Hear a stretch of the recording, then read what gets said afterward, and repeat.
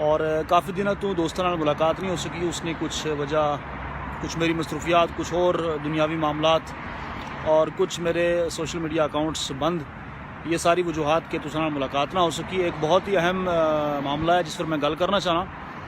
और पिछले कई दिनों तो सरजमीन पुंछ पर एक बड़ा ही अहम मुद्दा चल रहा है।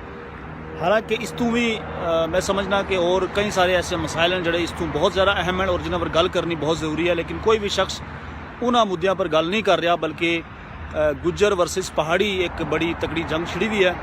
और उसने हवाले नाल एक प्री प्लानिंग सरजमीन पुंछ पर एक प्रोग्राम किया गया और जिसने विच बीजेपी ने लोग शामिल सन।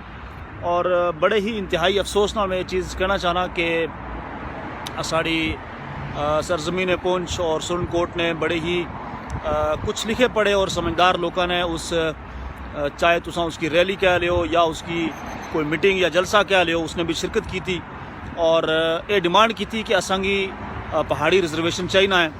और फिर उस पहाड़ी रिजर्वेशन की लैके कुछ बदबख्ता ने और कुछ जाहिल लोगों ने बड़े गलत पोस्टां पाइयां फेसबुक पर कि जिन्हें पोस्टां ना उन्होंने देख के बड़ा दिल दुखिया और बड़ा अजीब महसूस होया। और उसने बिच बड़े समझदार लोग भी सन कि जिन्होंने ये पोस्टां पाइयां। बहरहाल मेरे गल करना आज मकसद है, मैं तमाम लोगों की ये अपील करना चाहना कि बिल्कुल इस चीज़ तो बाहर निकल जाओ। और ये कुछ भी नहीं है, इसने हकीकत कुछ नहीं है, सिर्फ इसने बिच एक चीज़ जी वह सामने आ सीगी कि असा लोग अपने पैरों पर कुहाड़ी खुद मार रहे हैं। अज अगर अस लोग बीजेपी की मजबूत कर सा और इस लालच ने बिच आ गया कि असांगी पहाड़ी रिजर्वेशन लभसी या और इस तरह का कोई मामला हो सीगा, तो ये सरासर झूठ है, फ्रॉड है।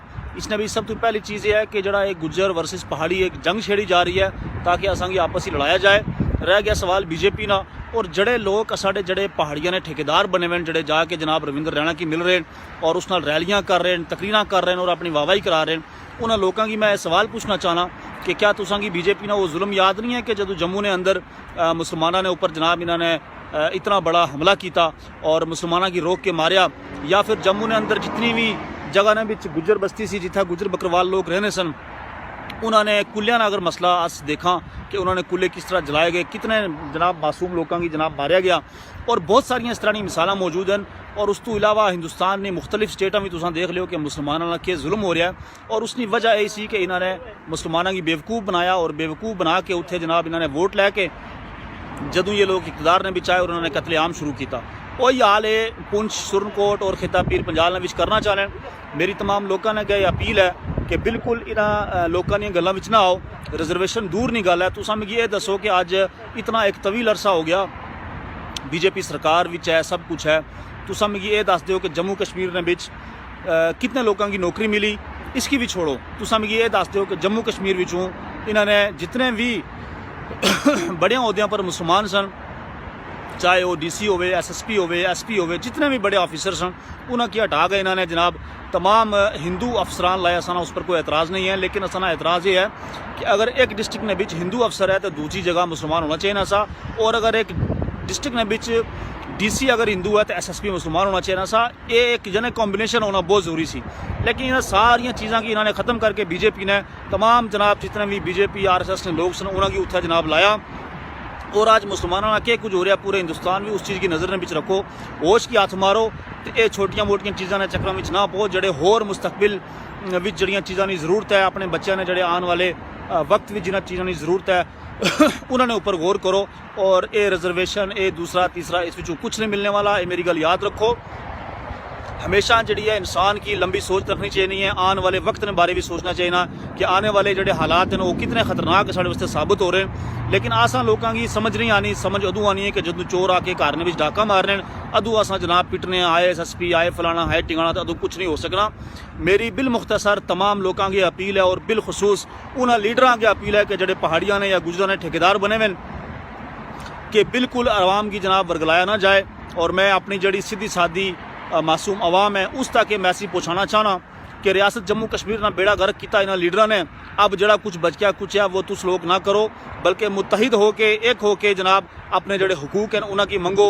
अगर तुसां की पहाड़ी रिजर्वेशन चाहिए नहीं है मेरे समेत, तो अस लोग इस तरह भी एक प्रोटेस्ट कर सकते हैं। उसने एक ताज़ा मिसाल है कि जदों किसानों वास्ते एक गलत बिल जड़ा काला कानून पास किया गया और किसानों ने पूरा एक साल जनाब मेहनत की, हड़तालों पर बैठे बड़े बड़े धरने किए और आज जाकर वे कामयाब हुए।